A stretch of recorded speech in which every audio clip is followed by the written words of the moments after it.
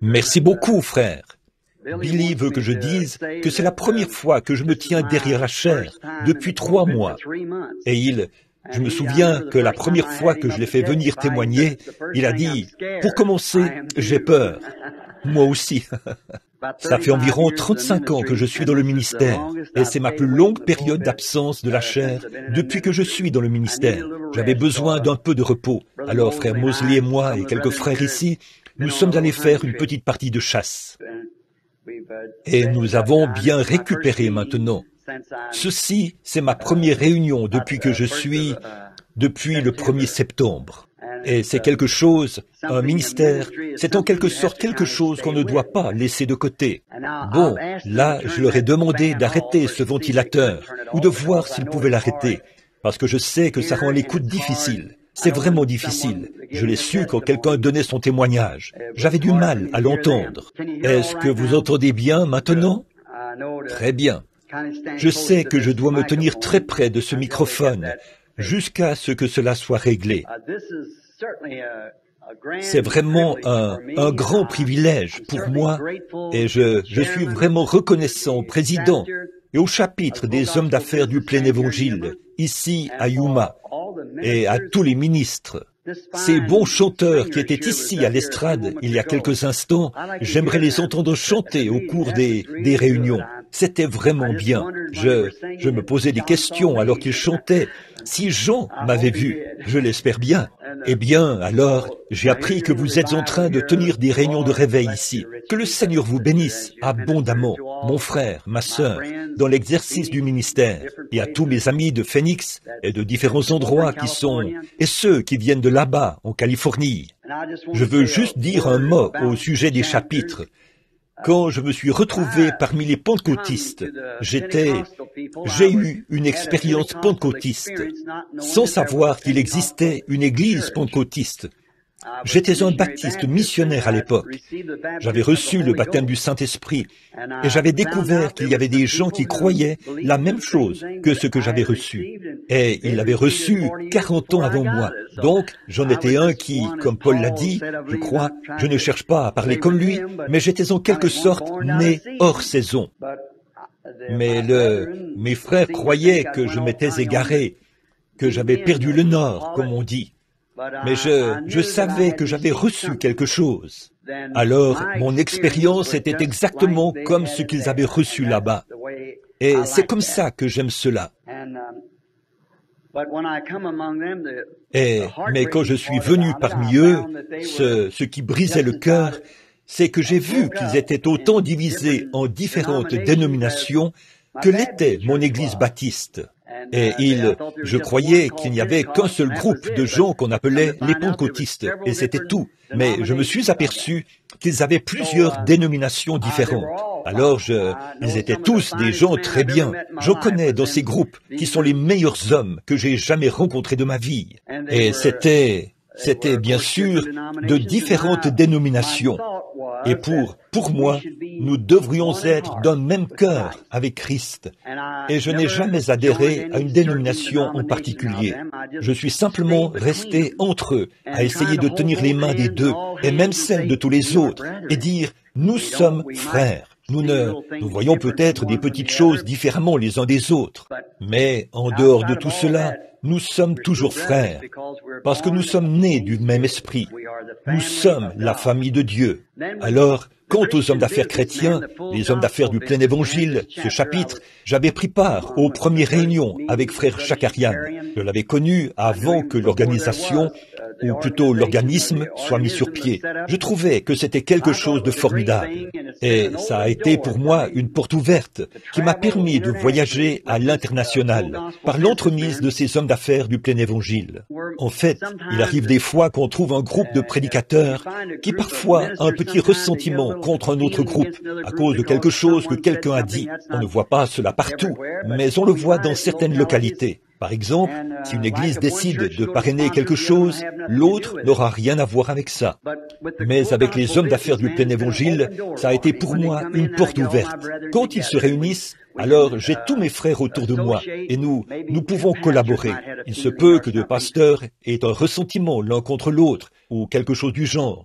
Ceci a été une grande porte ouverte et pendant des années, j'ai voyagé à l'international en leur nom et j'ai prêché dans leur chapitre. Yuma n'est pas une très grande ville, même si à mon avis elle est beaucoup plus grande que la ville d'où je viens, Jeffersonville dans l'Indiana. Mais j'ai rencontré votre président ici.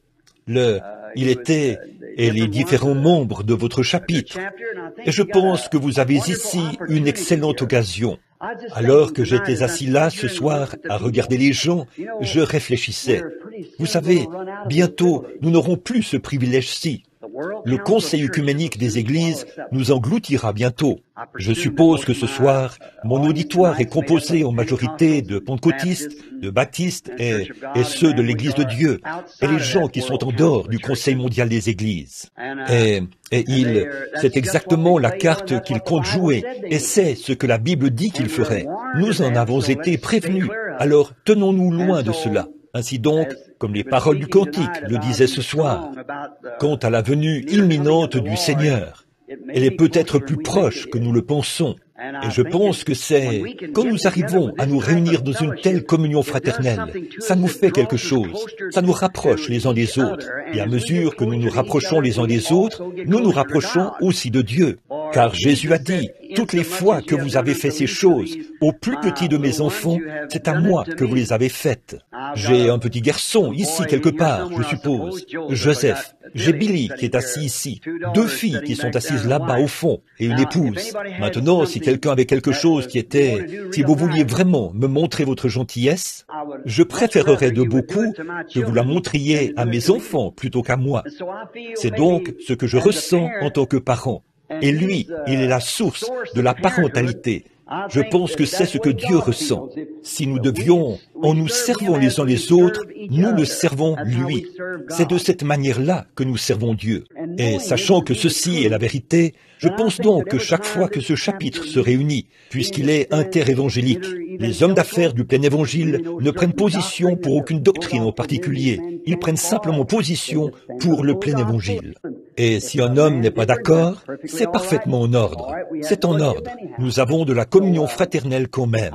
Alors je pense que ce serait, si je vivais ici, dans cette ville, je crois que quand ce chapitre se réunit, si cela m'était possible, je serais présent et j'encouragerais tout le monde à y aller. C'est vrai, parce que c'est quelque chose qui nous fortifie tous.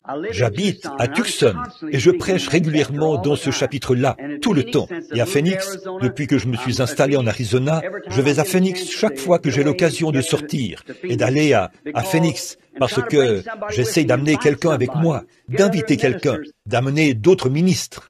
Et ils disent, eh bien, voyez-vous, frère Branham, je dis, peu importe ce que vous, allons-y ensemble, venez avec moi, en tant que mon ami. Faites en sorte qu'ils y passent même un petit moment. C'est tout ce que vous avez à faire. Et ce qu'on voit, c'est que le cœur de tout homme soupire après la communion fraternelle. Et c'est ainsi que nous devrions agir. C'est un grand signe du temps de la fin. Que Dieu bénisse ce chapitre. Puisse-t-il subsister jusqu'à ce que le Seigneur Jésus vienne nous emmener dans la gloire. C'est ma prière. Eh bien, je me souviens de mon premier voyage à Yuma. J'étais dans une Ford Model T qui pouvait aller jusqu'à 50 km à l'heure. J'y pensais en conduisant aujourd'hui. Je suis toujours fidèle à la Ford. J'en possède encore une et je n'ai jamais rien eu d'autre que ça. Mais je ne vends pas de Ford. Donc, je n'essaye pas d'en faire la publicité, là. Voyez.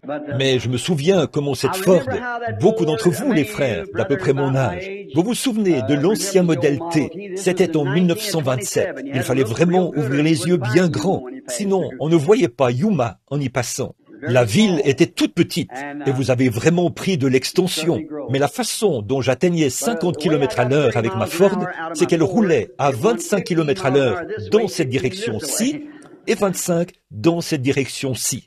Donc, mis ensemble, ça me faisait 50 km à l'heure, en comptant les chaos et tout. Yuma s'est développé. Cette glorieuse église, en fait, nous combattons pour cette merveilleuse foi. Merci, frère, quelle que soit la personne qui l'a fait. Elle s'est développée, elle aussi, et nous en sommes reconnaissants. Que le Seigneur vous bénisse tous. Nous espérons que si vous êtes dans les parages ou à proximité de l'une de ces réunions, je dois prêcher au chapitre de Phoenix dimanche prochain, et le dimanche suivant, ce sera à Flagstaff. Et le lendemain, lundi, le 21, il y aura un banquet à Tucson. Vous êtes tous invités. Et si le Seigneur le veut, j'aimerais prêcher dans la salle de bal de l'hôtel Westwood Hall, je crois. Quel soir est-ce que ça commence? Dimanche après-midi, le 17, ce sera juste un petit service d'évangélisation. J'espère que ces chanteurs seront là, à l'approche de ce moment, pour nous aider. Et nous y serons donc jusqu'à mercredi. Je pense que c'est dimanche après-midi, et nous le faisons ainsi pour éviter d'interrompre les programmes des églises. Ensuite, lundi, mardi et aussi mercredi, nous serons au West, à l'auberge Ramada. L'auberge Ramada. Et puis, jeudi, nous commencerons au Westward Ho. C'est ça?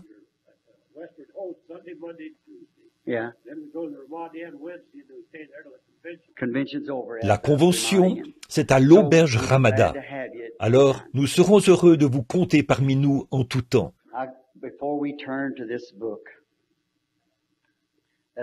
Maintenant, avant de prendre ce livre, courbons la tête un instant et parlons à l'auteur.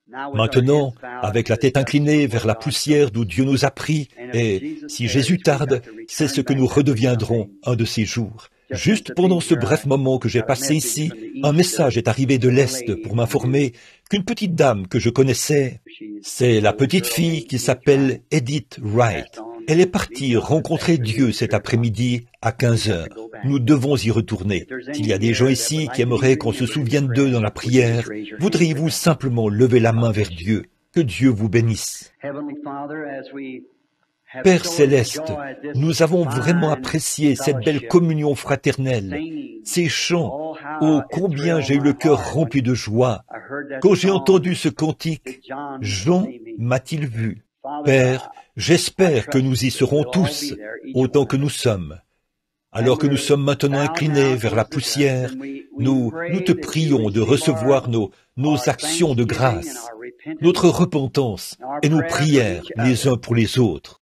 Et maintenant que nous abordons ta parole, la phase sacrée de la réunion, qui semble être plus sacrée que le reste, parce que nous savons qu'en ce moment, nous traitons avec les gens afin de les conduire à une vérité, à Christ et à la parole, qui est Christ.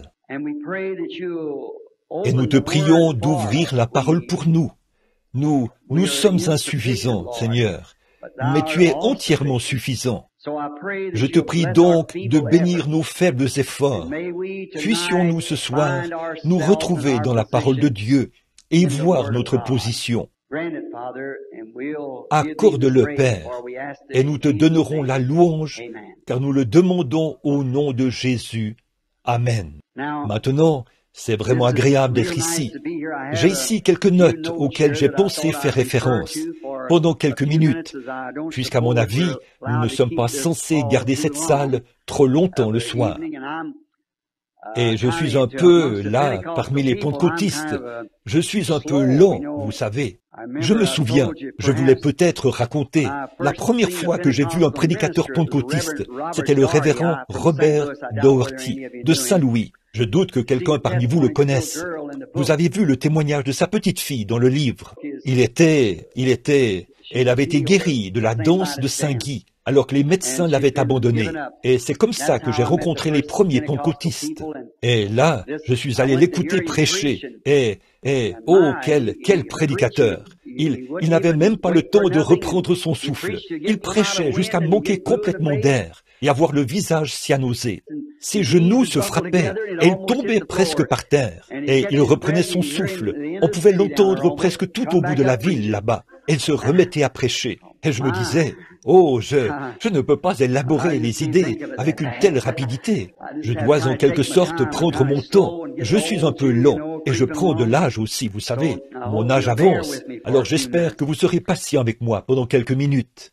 Une chose est certaine, et je sais qu'elle ne faillira pas, c'est sa parole. Les cieux et la terre passeront, mais sa parole ne faillira jamais. Alors, si vous avez votre Bible et que vous aimeriez la lire, prenons maintenant le livre d'Ésaïe. Ésaïe, chapitre 53. J'aimerais lire ceci juste pour établir, pour avoir un texte, afin d'en établir un contexte pendant un moment. Qui a cru à ce qui nous était annoncé? Qui a reconnu le bras de l'Éternel? Il s'est élevé devant lui comme une faible plante, comme un rejeton qui sort d'une terre desséchée. Il n'avait ni beauté, ni éclat pour attirer nos regards, et son aspect n'avait rien pour nous plaire. Méprisé et abandonné des hommes, homme de douleur, habitué à la souffrance, semblable à celui dont on détourne le visage. Nous l'avons dédaigné, nous n'avons fait de lui aucun cas. Cependant, ce sont nos souffrances qu'il a portées, c'est de nos douleurs qu'il s'est chargé, et nous l'avons considéré comme puni, frappé de Dieu et humilié. Mais il était blessé pour nos péchés, brisé pour notre iniquité. Le châtiment qui nous donne la paix est tombé sur lui. C'est par ses meurtrissures que nous sommes guéris. Nous étions tous errants comme des brebis. Chacun suivait sa propre voie. Et l'Éternel a fait retomber sur lui l'iniquité de nous tous. Il a été maltraité et opprimé, et il n'a point ouvert la bouche, semblable à un agneau qu'on a mené à la boucherie, à une brebis muette devant ceux qui la tondent. Il n'a point ouvert la bouche. Il a été enlevé par l'angoisse et le châtiment, et parmi ceux de sa génération, qui a cru qu'il était retranché de la terre des vivants et frappé pour les péchés de mon peuple? On a mis son sépulcre parmi les méchants, son tombeau avec le riche, quoiqu'il n'ait point commis de violence et qu'il n'y eût pas de fraude dans sa bouche. Il a plu à l'Éternel de le briser par la souffrance. Après avoir livré sa vie en sacrifice pour le péché, il verra une postérité et prolongera ses jours. Et l'œuvre de l'Éternel prospérera entre ses mains. À cause du travail de son âme, il rassasiera ses regards. Par sa connaissance, mon serviteur juste justifiera beaucoup d'hommes, et il se chargera de leur iniquité. C'est pourquoi je lui donnerai sa part des grands. Il partagera le butin avec les puissants, parce qu'il s'est livré lui-même à la mort, et qu'il était mis au nombre des malfaiteurs. Parce qu'il a porté les péchés de beaucoup d'hommes, et qu'il a intercédé pour les coupables. J'aimerais dire ceci, juste pour un petit sujet. J'aimerais tirer de là le sujet suivant, le chef-d'œuvre de Dieu identifié. Maintenant, ce serait tout un texte à lire pour en tirer un chef-d'œuvre. Mais à première vue, selon notre conception, on pourrait penser à tout sauf un chef-d'œuvre. Parce qu'il y est dit, nous avons détourné le visage devant lui, et son aspect n'avait rien pour nous plaire. Eh bien, des fois, ce que nous appellerions un chef-d'œuvre, eh bien, Dieu n'aurait rien à faire avec ça. En effet, la sagesse de l'homme est une folie pour Dieu, mais la folie de Dieu est plus sage que toute la sagesse de l'homme. Et nous voyons ici que Dieu nous a donné une image de quelque chose.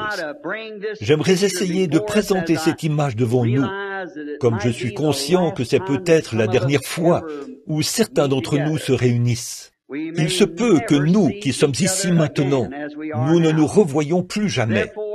Par conséquent, si nous nous sommes rassemblés dans ce but, non pour être vus ou entendus, mais nous avons eu de la communion fraternelle les uns avec les autres, autour de ce merveilleux repas qui nous a été servi ce soir, là, à table, alors que nous nourrissions nos corps physiques.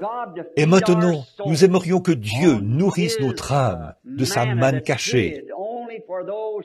Il n'est permis qu'aux sacrificateurs qui sont entrés dans le Saint des Saints de manger de sa nourriture. Et si nous l'avons remarqué ce soir, quant à nos steaks, je ne crois pas avoir déjà assisté à un banquet partout où j'ai tenu des réunions, comme celui de ce soir, où j'ai mangé un aussi bon morceau de steak que celui qui m'a été servi ce soir. Alors, voyez-vous, c'est parce qu'il nous fallait prendre ces repas. Pour que nous puissions vivre, quelque chose doit mourir, afin que nous puissions apprécier ces moments de communion fraternelle et aussi soutenir nos vies.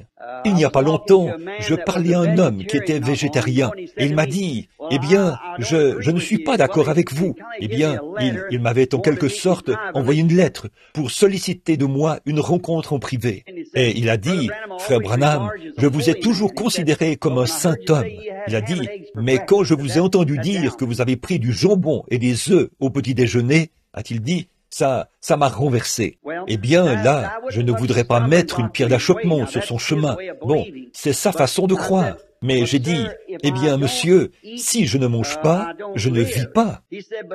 Il a dit, mais voyez-vous, vous avez dû manger du porc et tuer un poulet. J'ai dit, monsieur, nous ne vivons que de substances mortes. Peu m'importe ce que vous mangez des légumes. Si vous mangez du pain, le blé a dû mourir.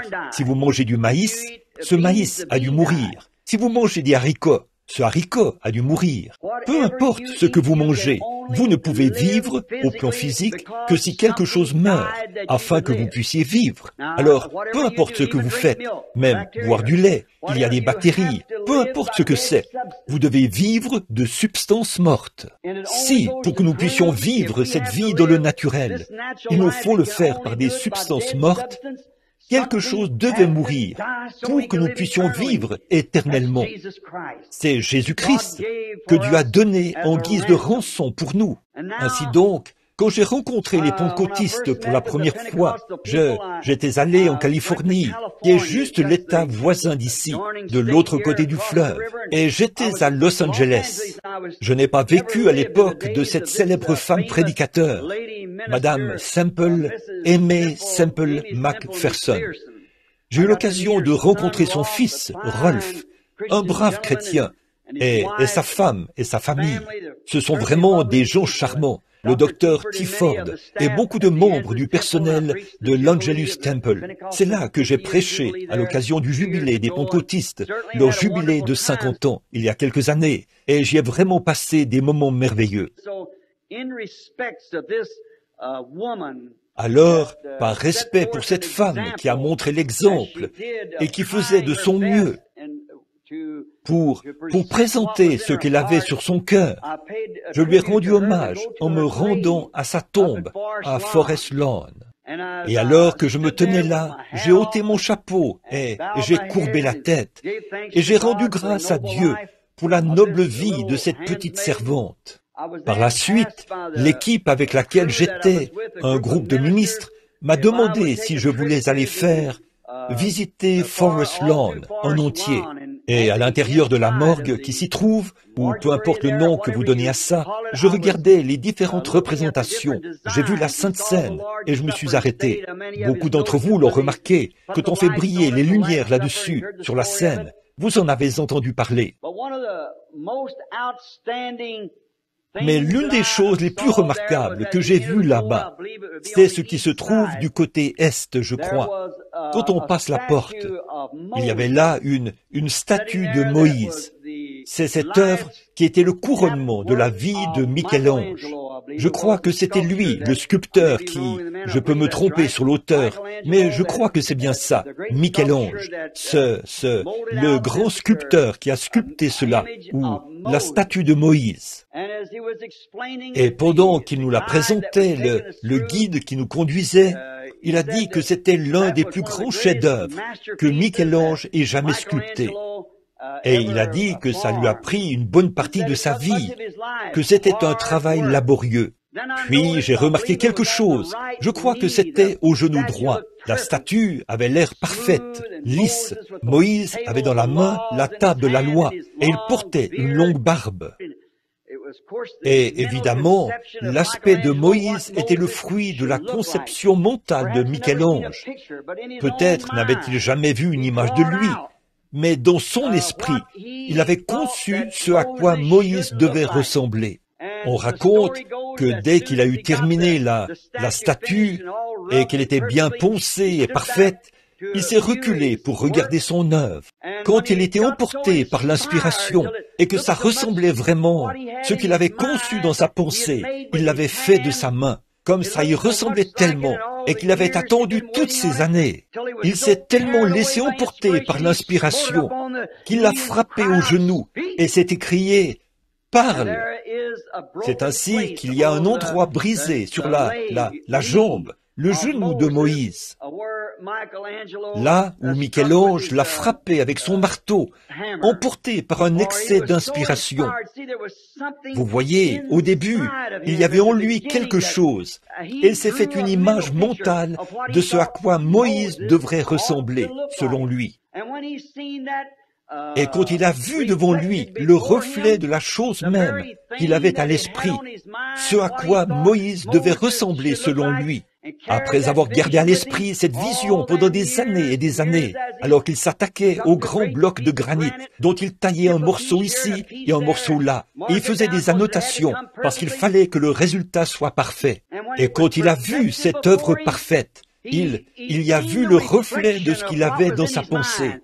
C'est ce qui a déclenché tant d'inspiration en lui, au point qu'il a frappé la statue et s'est écrié « Parle ».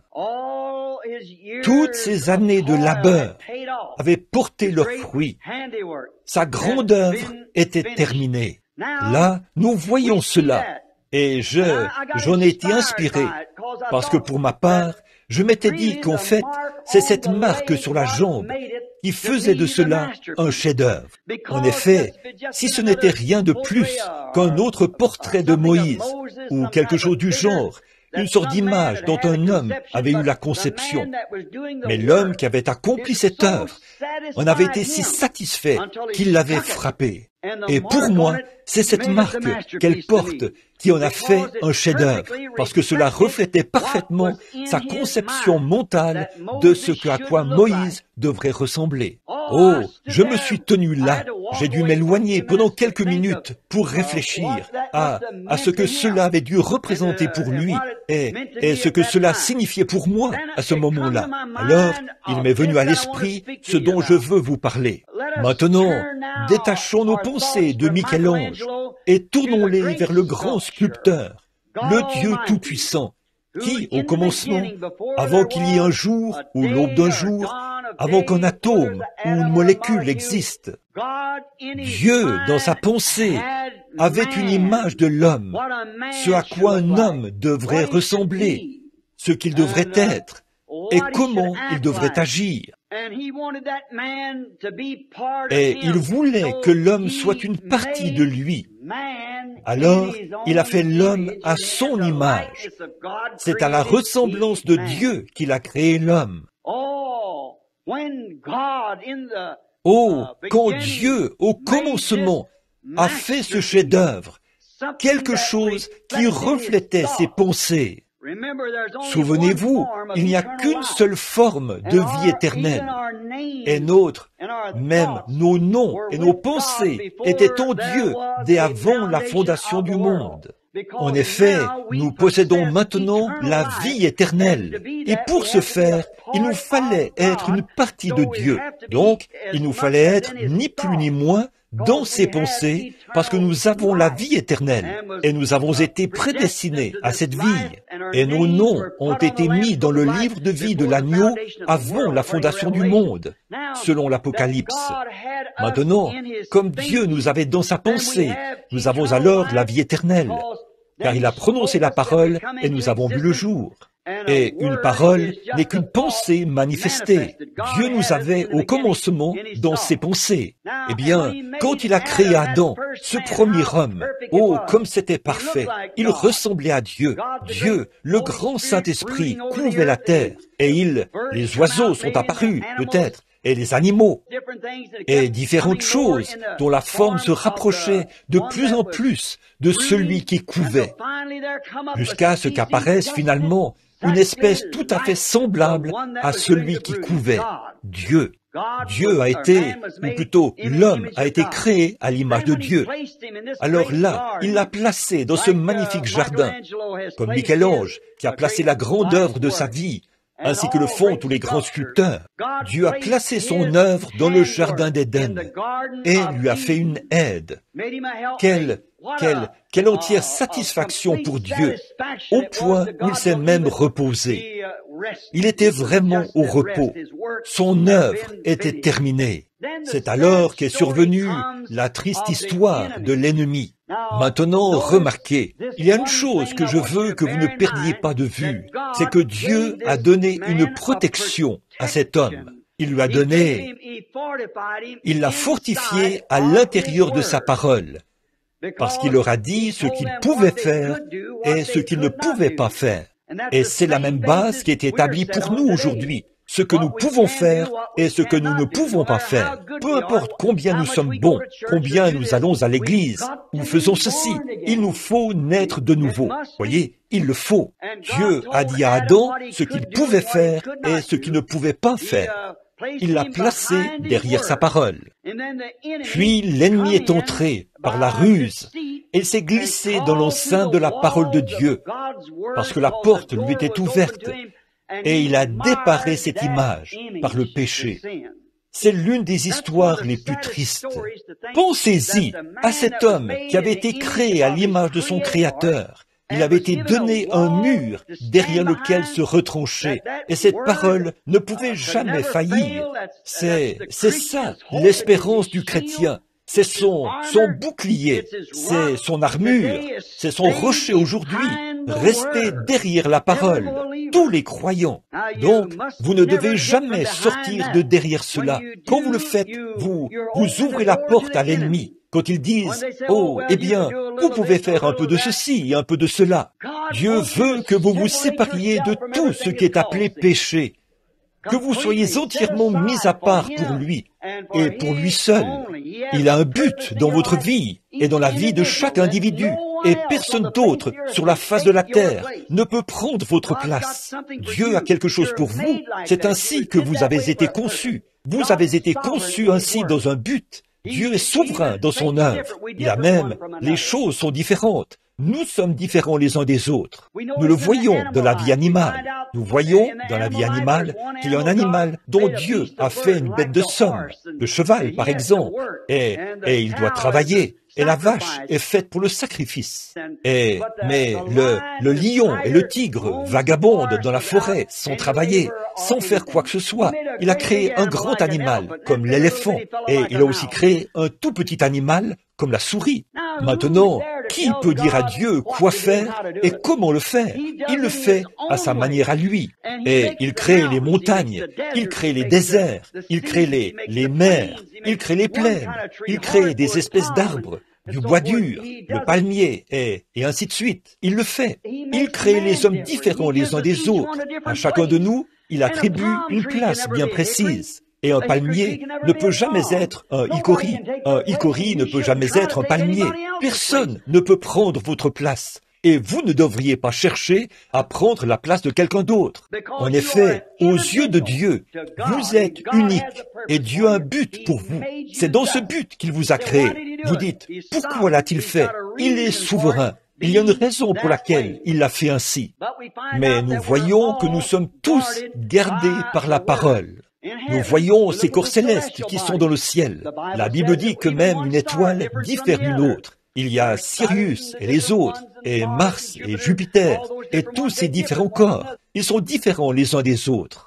Le soleil est différent de la lune, et la lune est différente des étoiles. Puis il y a les anges, par exemple. Il y a des séraphins et des chérubins, des anges et de grands anges, selon leur rang. Et même dans le nouveau monde à venir, les rois de la terre apporteront leur honneur dans la ville. Nous serons toujours ainsi. En effet, Dieu n'est pas comme le programme Harmony House de Sears et Roebuck. Il est un Dieu de variété. Il fait l'un d'une manière et l'autre d'une autre manière. Mais nous devons servir Dieu tel qu'il nous a créés, être heureux et rester derrière sa parole. Et c'est ainsi que Dieu a fait les choses. Mais là, nous voyons que l'ennemi s'est faufilé dans la parole, qu'il est allé jusqu'à ceci, jusqu'à cette œuvre de Dieu, et l'a déparée. Et c'est exactement ce qu'il est en train de faire maintenant. Il se faufile dans cette œuvre, cet ennemi, pour chercher à faire de nous un conseil mondial des églises. Et l'homme les hommes ne peuvent même pas se mettre d'accord entre eux. Comment pourrons-nous amener le monde entier à se mettre d'accord en faveur d'un seul homme? Et dès que vous faites cela, nous avons quelqu'un avec qui nous devons rester en harmonie. C'est Dieu. Et au commencement était la parole. Et la parole était avec Dieu. Et la parole était Dieu. Et la parole reste Dieu. Et elle sera toujours Dieu, parce que Dieu est dans la parole. Et la parole a été faite chair. Et elle a habité parmi nous, en la personne du Fils de Dieu. Maintenant, nous voyons qu'après qu'il a constaté ce gros dégât, si cela avait été vous et moi, on se serait attendu à ce que, compte tenu de tout ce temps et de tous ces efforts que nous aurions consacrés, nous renversions le tout et tournions la page. Mais Dieu, non. Il ne voulait pas que son œuvre soit anéantie. C'est ça, l'amour de Dieu. Ce n'est pas étonnant que le poète ait dit « Versez de l'encre dans les ondes, changez le ciel en parchemin, tendez la plume à tout le monde, et que chacun soit écrivain. D'écrire tout l'amour de Dieu ferait tarir les eaux, et le rouleau d'un ciel à l'autre ne serait pas suffisant. » Voyez l'amour de Dieu, après que l'homme était tombé et avait délibérément ouvert la porte à l'ennemi, et qu'il était entré, l'avait déparé et avait installé la mort en lui. Dieu n'a quand même pas voulu que ce soit détruit. Il est descendu et a tout recommencé à zéro. Il allait refaire cet homme. Avec Adam, il avait fait une alliance. Tu feras ceci et non ceci. Ceci et non cela. Ne prends pas, ne touche pas, ne goûte pas. Mais nous voyons que quand il a recommencé, il l'a fait avec Abraham. Et avec Abraham, il a fait une alliance inconditionnelle. Pas « si tu fais, moi je l'ai fait, je l'ai déjà fait, je t'ai béni, toi, ta postérité et tous les autres après toi. » C'était une alliance inconditionnelle qu'il avait faite avec Abraham. Il a recommencé son ouvrage. Et cette fois-ci, c'était avec son alliance inconditionnelle. Alors, ce que nous constatons, c'est qu'il a tout centré sur Abraham. Il lui a donné l'alliance inconditionnelle et la promesse. Ensuite, il est passé aux patriarches. Nous le verrons par la suite, dans l'Ancien Testament, au fur et à mesure que nous avancerons. Avec eux, il a posé le fondement de son œuvre. Là, nous avons Abraham, Isaac, Jacob, Joseph. Les 4 patriarches. Or, Abraham représentait l'œuvre de la foi, parce qu'avec Abraham, c'était la foi. Il avait une grande foi, car il ne douta point, par incrédulité, au sujet de la promesse de Dieu, alors que rien ne va plus, pour ainsi dire, et que tout était contre lui. Il continuait de s'attacher fermement à Dieu. Ensuite, nous avons Isaac, le fils bien-aimé, qui représentait l'amour, parce que, Abraham étant un type de Dieu, dans Genèse 22, alors qu'Isaac allait être offert en sacrifice, nous voyons qu'il a transporté le bois jusqu'à la colline. Tout cela représentait Christ et le préfigurait. Puis le bélier est apparu et a été offert à sa place. Ça, c'était la foi et l'amour. Et on a Jacob, qui signifie supplantateur, c'est-à-dire un trompeur. Et nous constatons que la vie de Jacob représentait vraiment la grâce, parce qu'avec Jacob, c'était tout le temps la grâce de Dieu. Puis, il y a eu Joseph. Il n'y a rien contre Joseph. Il était celui qui avait été rendu parfait, le prophète de Dieu, qui a été suscité parmi ses frères et qui a été haï sans cause, puis vendu. Et en tout point, sa vie préfigurait la vie de Jésus-Christ. Il est venu vers les siens ne l'ont pas reçu. Comme Joseph, qui était haï par ses frères, jeté dans une fosse et laissé pour mort. Puis sorti de là pour être élevé à la droite de Pharaon. Et quand il se levait du trône, on sonnait de la trompette, vous savez, et tout genou devait fléchir devant Joseph. Nous voyons que Jésus était vendu presque au même prix que Joseph. Il était sorti de la fosse, puis il est monté au ciel et est assis à la droite de Dieu. Et quand il reviendra de ce lieu, la trompette sonnera, tout genou fléchira et toute langue le confessera. la perfection. C'était la foi, l'amour, la grâce et la perfection. Puis est venu le moment de travailler le corps de cette merveilleuse sculpture. C'est avec les prophètes qu'il a constitué le corps de l'œuvre. Ce sont les prophètes qui étaient le corps de cette œuvre. Et finalement, la tête de ce merveilleux corps est venue, c'est-à-dire Christ lui-même. Tous les prophètes avaient fait des prédictions à son sujet. Toute l'œuvre de la fondation le préfigurait. Depuis le jardin d'Éden, dès qu'il a commencé, je mettrai une inimitié entre ta semence et la semence du serpent. Et nous voyons que c'est là qu'il a commencé. Il a continué dans les patriarches, puis dans les prophètes, et il s'est présenté là. Et de nouveau, il a vu son propre reflet. Quand un homme est né sur la terre, du sein d'une femme, c'était le chef-d'œuvre de Dieu.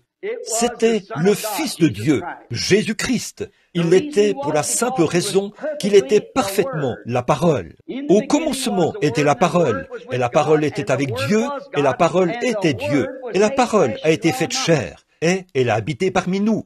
Donc, en lui, nous voyons le reflet d'un chef-d'œuvre parfait. Il était si parfait, comme Dieu, qu'il a dit, « Si je ne fais pas les œuvres de mon Père, ne me croyez pas. » Bien que vous ne pouvez pas me croire, croyez aux œuvres, car ce sont elles qui vous rendent témoignage de qui je suis. J'aime ça. Voyez, il a dit, « Si vous ne me croyez pas. » Il disait, « Tu es un homme, tu te fais égal à Dieu. » Il a dit, « Si vous ne pouvez pas me croire, croyez aux œuvres que je fais. Et si je ne fais pas les œuvres de celui qui m'a envoyé, alors vous n'avez pas le droit de me croire. » De même, chaque chrétien aujourd'hui devrait avoir ce même témoignage. Si dans cette parole promise de Dieu, si nos vies ne remplissent pas les conditions requises et ne correspondent pas exactement à ce que la parole dit, alors nous n'avons pas le droit de nous faire appeler des chrétiens si nous ne sommes pas nés de nouveau. Jésus a dit dans Marc 16, « Voici les signes qui accompagneront ceux qui auront cru. » Voyez, pas qui pourraient, qui devraient, qui le feront probablement. Ils les accompagneront. Il s'agit là du sculpteur qui nous a façonnés. Il s'agit là de l'Église qui a été taillée. Il s'agit du corps de Christ.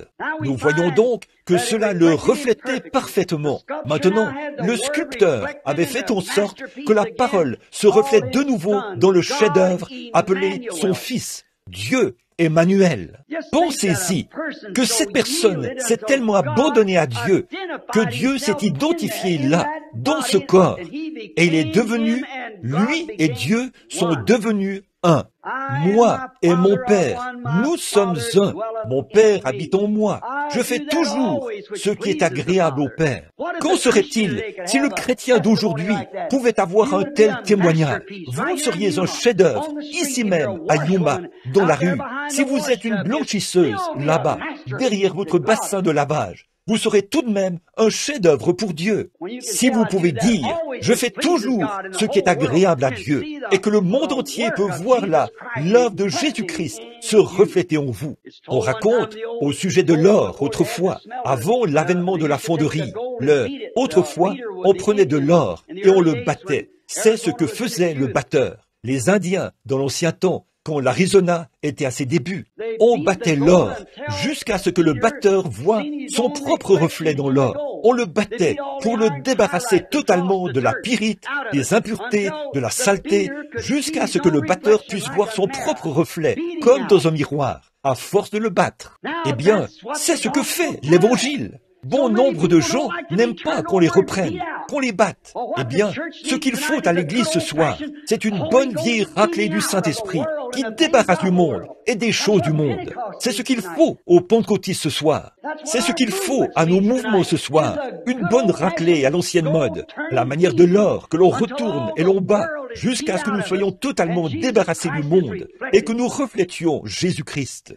Si j'amène cette poignée de personnes qui sont ici ce soir à se donner entièrement à Christ et à consacrer leur vie à Christ, je peux faire plus avec cette poignée de gens, ou plutôt, Dieu peut faire plus avec cette poignée de gens qu'on le pourrait avec l'ensemble du conseil œcuménique des églises, à l'égard du royaume de Dieu. Tout ce dont Dieu a besoin, c'est qu'un homme s'abandonne entièrement entre ses mains.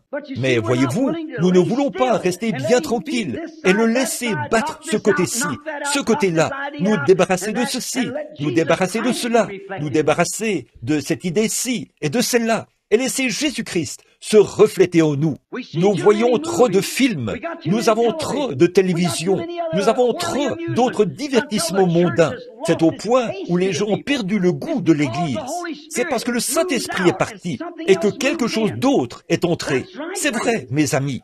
J'entends les témoignages des pentecôtistes à l'ancienne mode au sujet des réunions de prière qu'ils avaient toute la nuit. Il y a 40 ou 50 ans, nos pères et nos mères priaient toute la nuit. Les gens les détestaient dans la rue. Et aujourd'hui, nous pensons que si tout le monde ne nous passe pas la main dans le dos, c'est qu'il y a quelque chose qui cloche chez nous.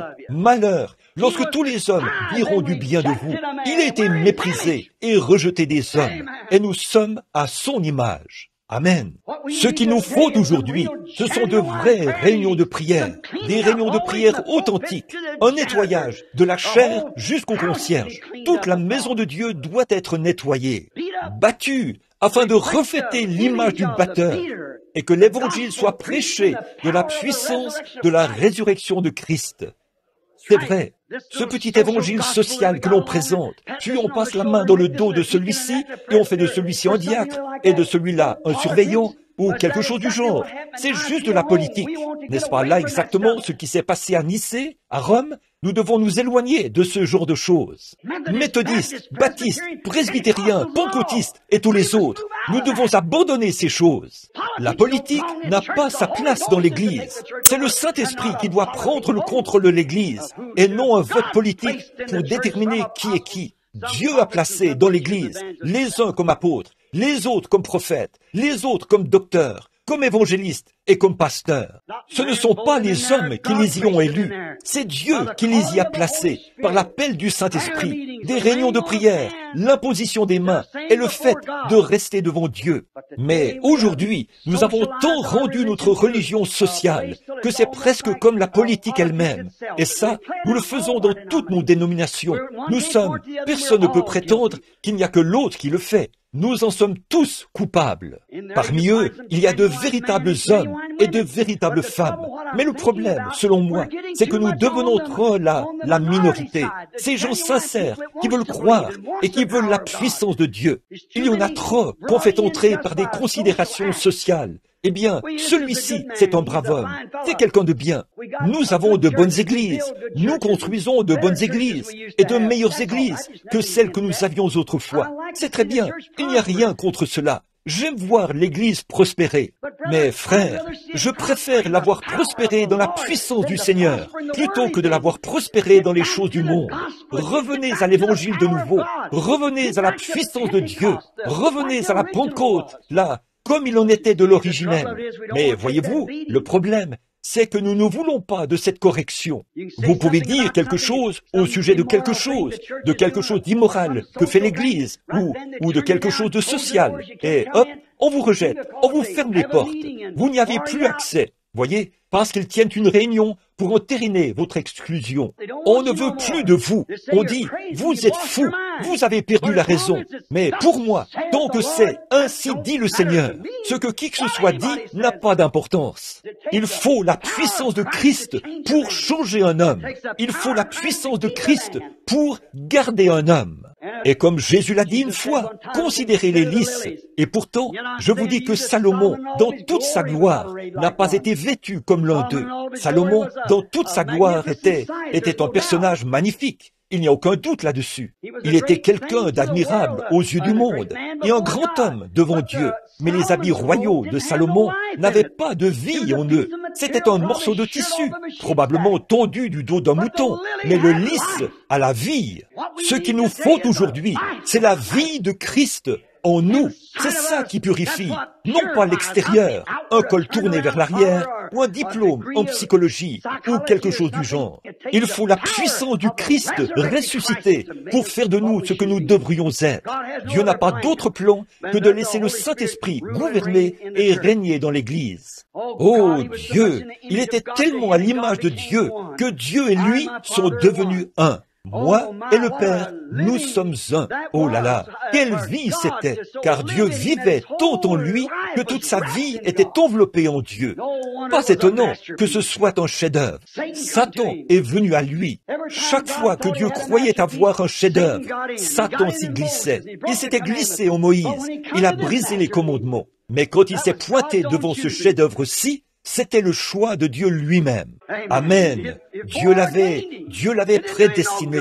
Ça n'a pas bien tourné pour lui. Il est resté fidèle à Dieu. Et là, Dieu l'a regardé et a vu qu'il avait été tenté pendant 40 jours dans le désert, comme Moïse.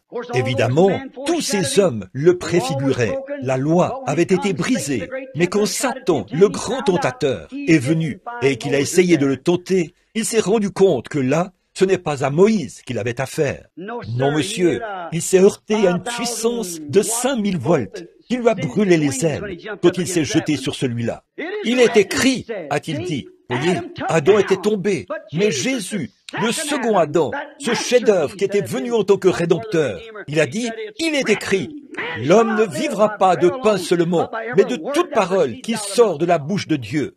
Là, il avait un chef-d'œuvre. Oui, monsieur, il a dit une autre chose.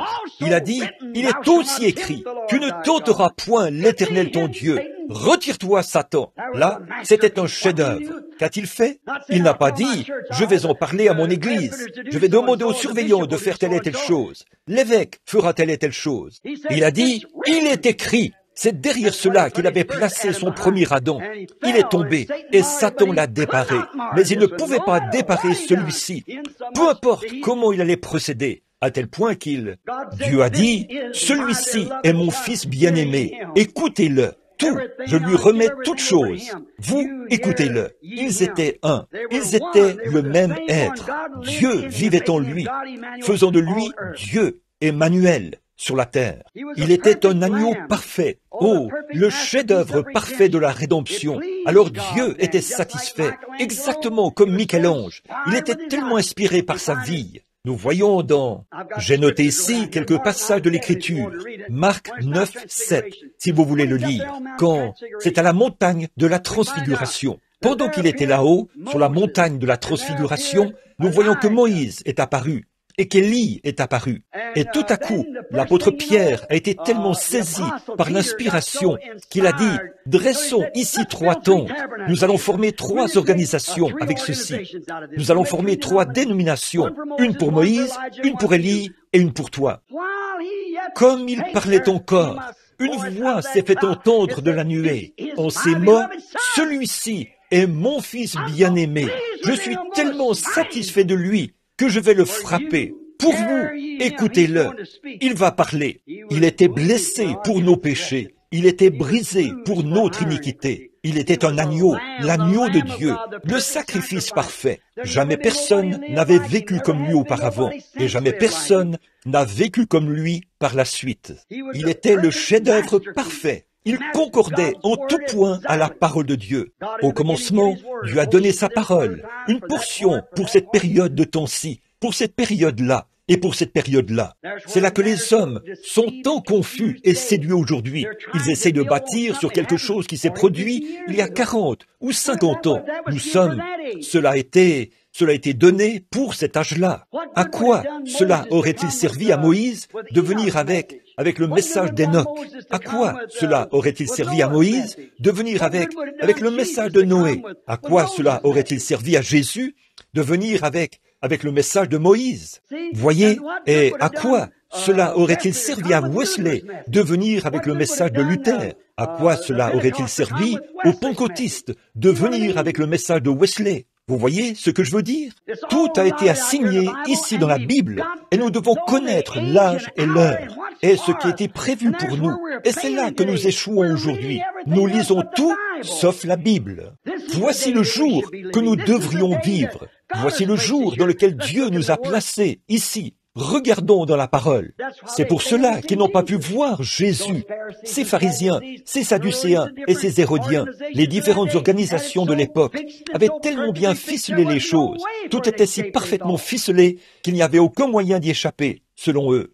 Mais quand il est venu, il était différent de ce que tous pensaient. C'était un humble petit homme, né dans une crèche, censé être un enfant illégitime, et tout. Et pourtant, il est venu exactement comme l'Écriture avait dit qu'il viendrait. Et ils étaient habitués à ce que Moïse avait dit. Pourtant, Moïse avait parlé de lui. Il a dit, eh bien, si vous aviez connu Moïse, vous m'auriez connu. Moïse a parlé de moi, mais ils ne pouvaient toujours pas voir ces choses. Ils étaient tellement brouillés dans leur tradition qu'ils ne pouvaient pas voir ces choses. Mais voyez-vous, il n'était pas venu pour refléter les organisations de cette époque-là. Il n'était pas venu pour refléter la religion sectaire. Il était venu pour refléter le Père, et le Père était la parole. Amen. Maintenant, je me sens vraiment religieux. Il était venu pour refléter la parole du Père. Dieu a dit qu'il serait là, et il était là. Le chef-d'œuvre parfait de la merveilleuse œuvre de Dieu. Oh là là, il était son parfait reflet. Il reflétait tout ce dont Dieu avait parlé. Il reflétait ce qu'Adam avait dit de lui. Il reflétait tout ce que les prophètes avaient dit et tout ce que les patriarches avaient dit. Tout ce qu'il avait dit, il était l'accomplissement de la parole. En lui, tous les types étaient accomplis. Oui, il est devenu le Jéhovah du Nouveau Testament. Il était le Jéhovah de l'Ancien Testament. C'est alors que la parole, qui était dans la colonne de feu, a été manifestée et a habité parmi nous. Le Jéhovah de l'Ancien Testament est devenu le Jésus du Nouveau Testament. Il était un parfait reflet de Dieu. Oh, si seulement l'Église aujourd'hui pouvait refléter cette première Église, quand le Saint-Esprit est descendu le jour de la Pentecôte, si seulement le chrétien aujourd'hui pouvait refléter. Nous sommes une bande de gens hybrides en comparaison d'eux. Je suis passé alors que je venais aujourd'hui, j'observais, alors que je venais ici, par cette petite ville de Casa Grande, ou de quelques-uns de ces petits endroits. Ici, j'ai remarqué qu'il y avait une plantation de coton et différentes luzernes. Il leur a fallu y installer des moulins à vent pour pomper l'eau, afin que cela puisse pousser. Pourquoi? Cela n'est pas originaire de cette région, certainement pas. Mais regardez le cactus, il peut ne pas pleuvoir pendant 5 ans, et ça continue de vivre. Et si vous négligez d'arroser ces luzernes pendant quelques jours, elles mourront. Vous voyez, ce n'est pas l'original. C'est comme ça que nous sommes. Il faut qu'on nous dorlote, qu'on fasse de nous de gros bonnets dans l'église, qu'on nous flatte, et qu'on nous appelle ceci, cela, ou autre chose. Eh bien, les premiers chrétiens étaient robustes. Ils ne se souciaient pas de savoir qui leur passait la main dans le dos. Ils reflétaient tellement Jésus-Christ on les considérait comme des hommes du peuple sans instruction. Ils n'avaient pas fait d'études secondaires, ils n'avaient pas de diplôme universitaire, mais on reconnaissait qu'ils avaient été avec Jésus. C'est ce qu'il faut aux chrétiens aujourd'hui, qu'on reconnaisse que vous avez été avec Jésus. Il y a en vous quelque chose de différent. Je sais que c'est quelque chose d'impopulaire à dire, mais nous ne cherchons pas la popularité. Les chrétiens ne recherchent pas la facilité. Il y a des années, une vieille sœur de mon église avait l'habitude de venir chanter ce cantique. Dois-je être transporté à ma demeure céleste sur un lit de rose, alors que d'autres ont combattu pour remporter le prix et naviguer à travers des mers de sang? Non, je dois combattre si je veux régner. Vous vous demandez ce que vous auriez fait si vous aviez été là et que tout était contre Jésus-Christ, si vous aviez vécu en son jour. C'est en ce jour-là que vous vivez, mon frère, ma sœur. C'est vrai, il est encore la parole. Regardez comme on la piétine aujourd'hui. Regardez comme on essaye de l'organiser, de l'unir au monde et tout. Distinguez-vous, prenez position pour Jésus-Christ et sa parole. Que rien n'entrave cela. Tenez-vous-en strictement à cela. Comme le vieux blanchisseur chinois qui venait s'installer ici, en Arizona et en Californie, il y a bien des années. Il ne pouvait pas écrire un seul mot de l'anglais. Il n'en connaissait presque rien. Vous lui apportiez votre lessive. Savez-vous ce qu'il faisait? Il avait des petits bouts de papier sur lesquels rien du tout n'était écrit. Il déchirait simplement ce bout de papier et vous en donnait un morceau. Quand vous reveniez, votre morceau de papier devait correspondre à son morceau de papier. Sinon, il ne vous remettait pas votre lessive. Ça, c'est beaucoup mieux. Vous pourriez copier un nom, mais là, vous ne pouviez pas le tromper, parce que ce morceau de papier devait correspondre exactement à son morceau de papier. C'est de cette même manière que Dieu a fait son alliance. Notre expérience n'est pas censée concorder avec un credo, un dogme, une dénomination d'église, mais c'est censé concorder avec la parole de Dieu, Jésus-Christ. C'est vrai, quand nous venons à Christ, alors Christ a des droits sur nous. Il l'a déchiré en deux au calvaire. Il en a élevé une partie pour la faire asseoir à sa droite. Ça, c'est le corps. Quant à l'esprit, il est revenu. Il a été renvoyé ici pour lui former une épouse. Et cette même expérience qui était en Christ doit être en nous. Il était d'une perfection si absolue qu'il a plu au sculpteur. Et il l'a tellement inspiré qu'il l'a frappé au calvaire. Oh là là! Maintenant, comme le dit l'Écriture, nous le voyons, ce chef-d'œuvre de Dieu. Nous le considérons comme frappé, brisé et affligé par Dieu. Voilà le vrai chef-d'œuvre, comme Michel a frappé le sien. Ce qui en a fait, s'il n'avait cherché qu'à mener une bonne vie, il aurait été comme certaines des personnes qui prêchent l'évangile social aujourd'hui. Il était prophète, mais il était plus qu'un prophète. Il était Dieu. Il était Emmanuel. Ainsi donc, selon moi, ce qui fait clairement de lui le chef-d'œuvre pour moi et pour vous, c'est parce que Dieu l'a frappé. Il l'a frappé au calvaire. S'il n'avait pas été frappé, peu importe combien de morts il avait ressuscité, combien merveilleuses étaient ses prédications, combien glorieuse était sa vie, ce qu'il professait être, c'est là qu'il a été confirmé. Il était tellement satisfait, Dieu l'était, au point qu'il est le seul homme qui ait jamais marché sur la face de la terre, que Dieu pouvait frapper pour tous les autres. Celui qui est parfait a été frappé à cause de ceux qui ne sont pas parfaits. La création entière qui était tombée par Adam a été rachetée par Jésus-Christ. Le chef-d'œuvre de Dieu a supporté l'épreuve. Comment l'a-t-il fait? Par la parole. Il est écrit, l'homme ne vivra pas de pain seulement, mais de toute parole qui sort de la bouche de Dieu. Oh, mon ami chrétien, revêtez-vous de toutes les armes de Dieu. Ne vous tenez pas en retrait avec une petite idée, un credo quelconque ou une position que vous défendez. Quand vous partez combattre l'ennemi, revêtez-vous de toutes les armes de Dieu, comme notre Seigneur l'a fait. Il a démontré que le chrétien le plus faible peut vaincre Satan en se servant uniquement de la parole. Il avait des pouvoirs. Il aurait pu frapper Satan n'importe comment, à son gré, mais il n'a pas utilisé ça.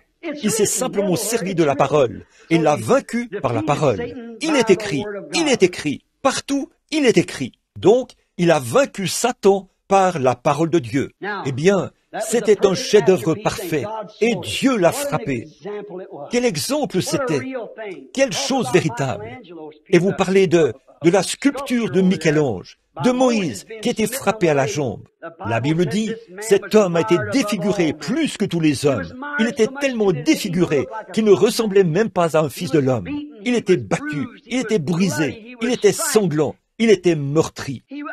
Tout ce qui pouvait être fait, il avait l'air d'un gros tas de sang et d'eau qui marchait. Il ne ressemblait même pas à un être humain, alors qu'il se traînait vers le calvaire. Dieu l'avait frappé pour nous. C'est ce qui fait de lui le chef-d'œuvre parfait.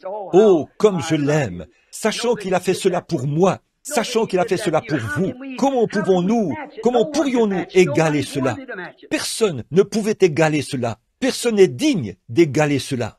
Nous étions ici sans espérance, nous qui étions sans Dieu, nous qui n'avions aucun moyen d'être rachetés. Chacun de nous est né par le sexe, et il nous fallait en payer le prix, tout simplement. Mais celui qui était parfait est arrivé, et il était si parfait et si agréable que Dieu l'a frappé pour vous et pour moi.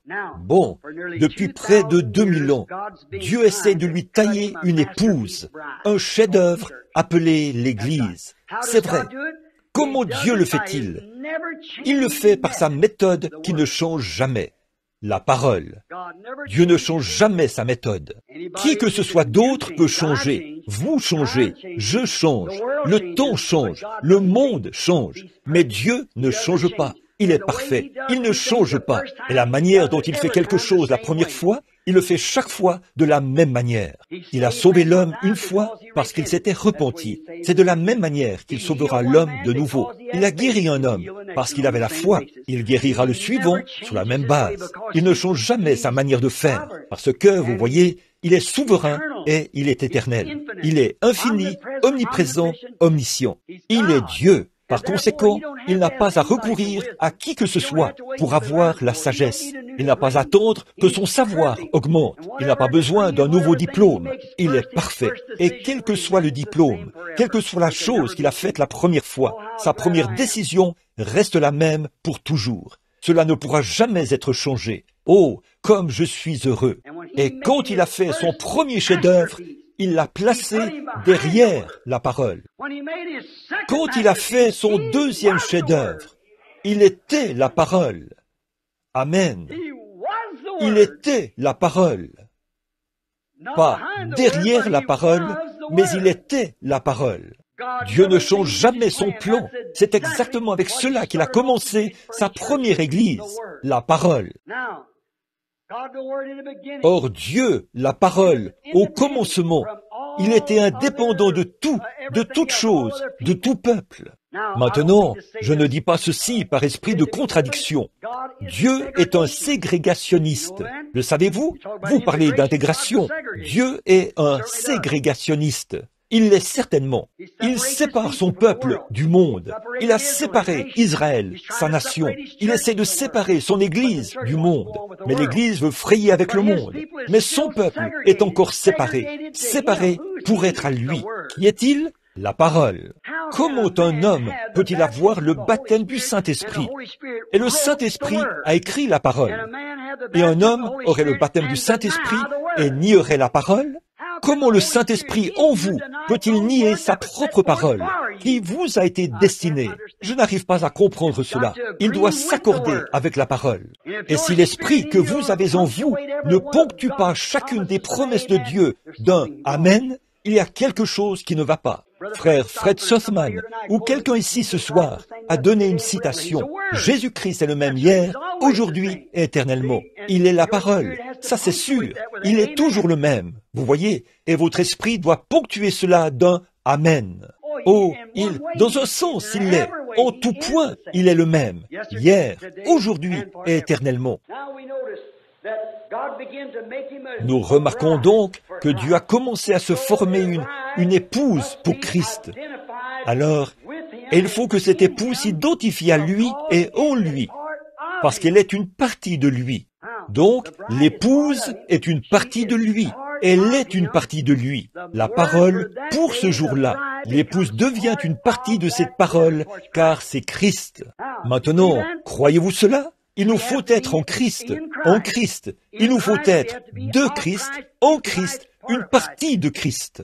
Qu'en est-il d'une femme quand elle épouse un homme, ou quand un homme épouse une femme? Il faut que cette femme devienne une partie de lui. Ils ne sont plus deux, ils sont un. Et quand Dieu et Christ sont devenus un, ils étaient un.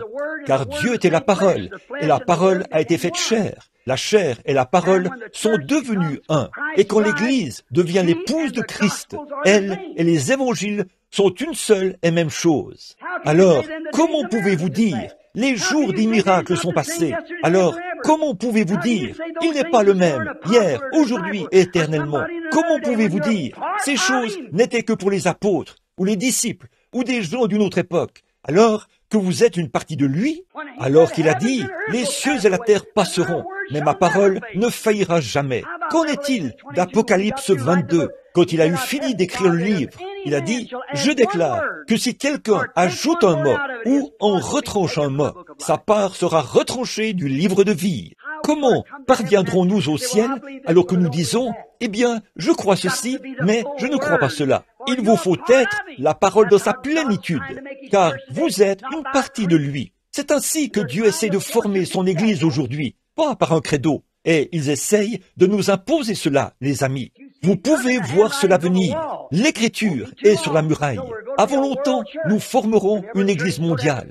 Et chaque Église sera obligée d'en faire partie ou d'en subir les circonstances. Eh bien, êtes-vous prêts à supporter cela? Vous feriez mieux de ne pas le faire simplement parce que vous pensez que c'est la bonne chose à faire. Vous feriez mieux d'avoir Christ en vous, parce que cette parole est éternelle, et c'est cette parole qui vous ressuscitera. Vous devenez une partie de cette parole. Vous vous identifiez à la parole. Aujourd'hui, vous dites, « Je suis chrétien ». De quelle dénomination faites-vous partie? Eh bien, ça n'a absolument rien à voir avec le christianisme. Il n'y a pas de mal à avoir des dénominations. Je ne suis pas contre ça, mais vous voyez, c'est ce que les gens sont. Beaucoup de gens disent que je démolis les dénominations, que je leur donne des coups de pied. Ce n'est pas ça. Non, monsieur.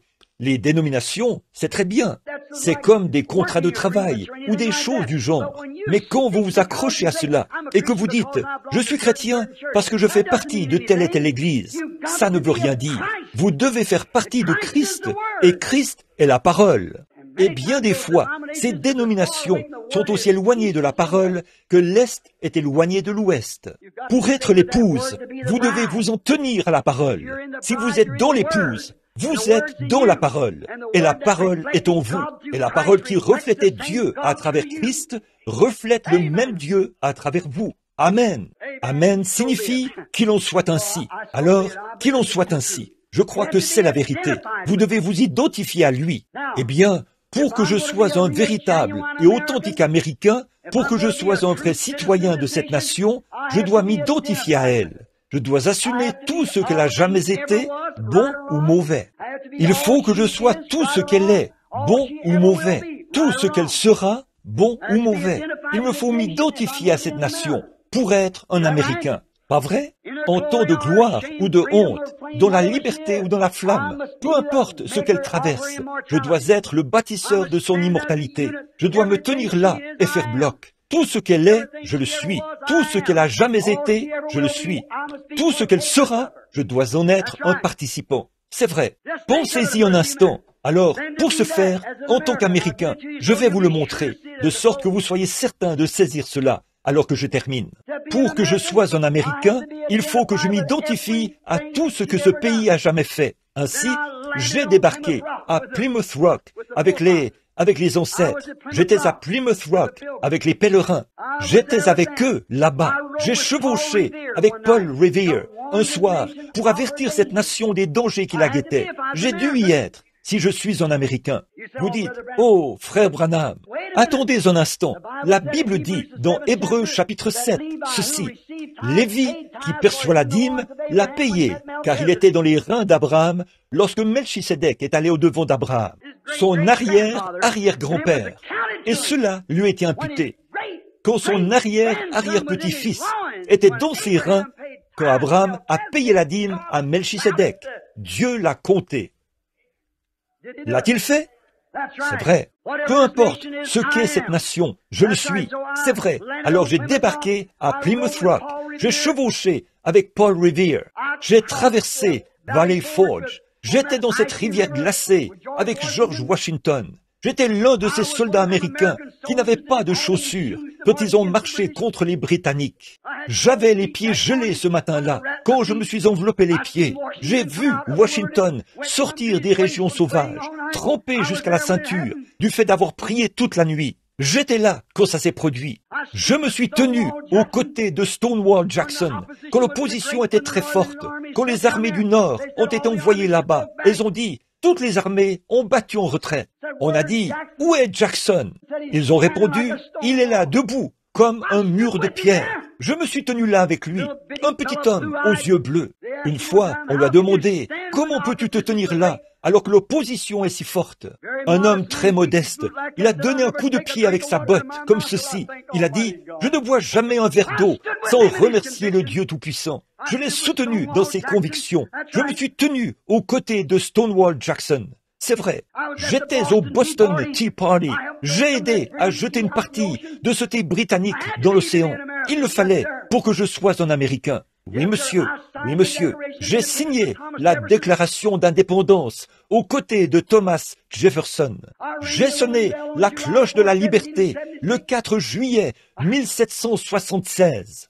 Je m'identifie à sa honte lors de la Révolution, quand un frère luttait contre son frère et un père contre son fils. Je dois m'identifier à sa honte, de même que je m'identifie à sa gloire. c'est tout à fait vrai. J'étais sur Wake Island quand tous ces soldats ont perdu la vie. Je les voyais tomber. Je les ai vus quand ils se sont emparés de Wake Island. J'ai aidé à hisser le drapeau sur Guam.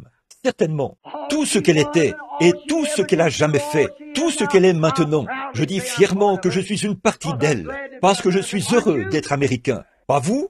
Pour que je sois un chrétien, je dois faire pareil. Alléluia! Oui, monsieur.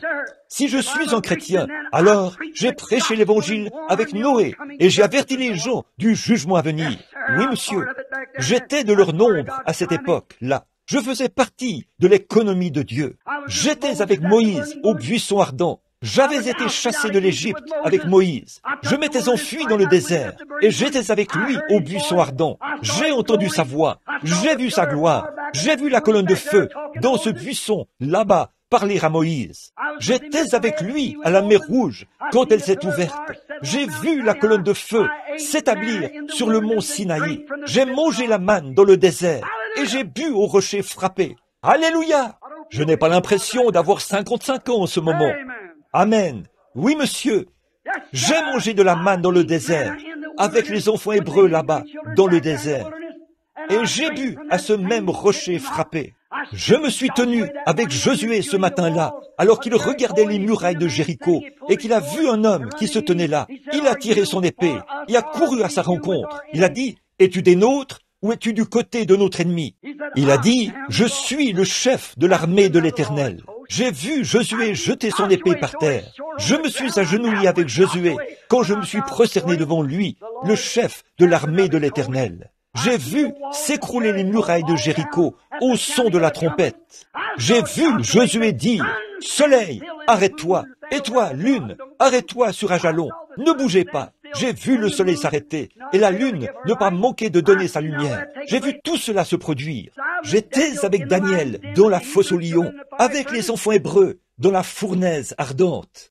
J'étais avec Élie là-bas quand le monde entier l'a rejeté, y compris Akab et toutes leurs Jézabel aux cheveux coupés et tout ce qu'il y avait à cette époque-là, leurs phares, leurs poudres, toutes les choses qui s'étaient emparées de l'Église.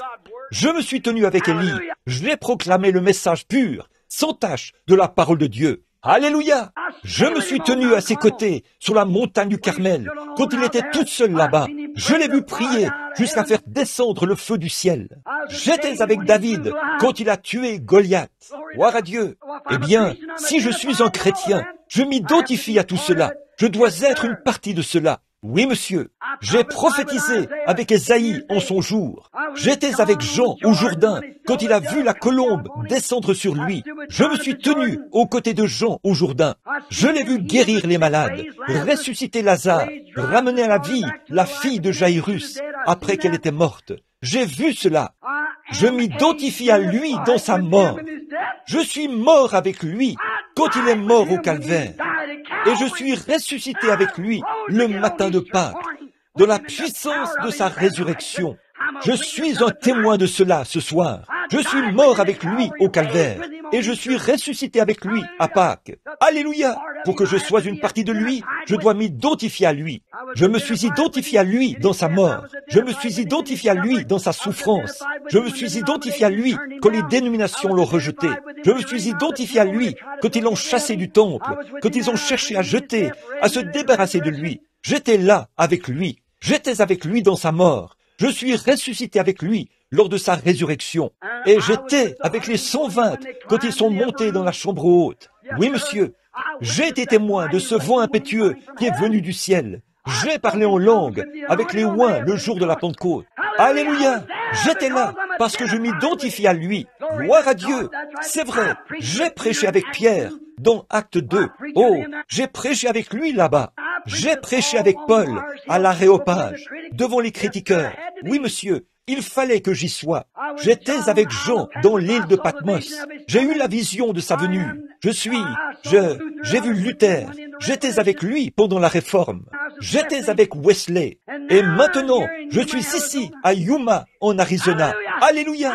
Je m'identifie ce soir, ici, au motel Stardust. Un groupe de gens qui croient la même chose. Et maintenant, nous sommes assis ensemble dans les lieux célestes en Jésus-Christ. Alléluia! J'attends sa venue dans la gloire, un de ces jours. identifié à lui. En vivant, il m'a aimé. En mourant, il m'a sauvé. Enseveli, il a emporté mes péchés au loin. En ressuscitant, il a justifié gratuitement pour toujours. Un jour, il reviendra. Ô jour glorieux! Je m'identifie maintenant par le baptême du Saint-Esprit. Pas quelque chose ici dans la rue, quelque chose qui remonte à 40 ans. Je l'aime maintenant même. La gloire et la puissance de Dieu qui pardonne les péchés. Je le vois guérir les malades, ouvrir les yeux des aveugles. Je le vois prédire des choses, lire ce qu'il y a dans le cœur des gens. Je m'identifie à lui dans son ministère en ce jour-ci.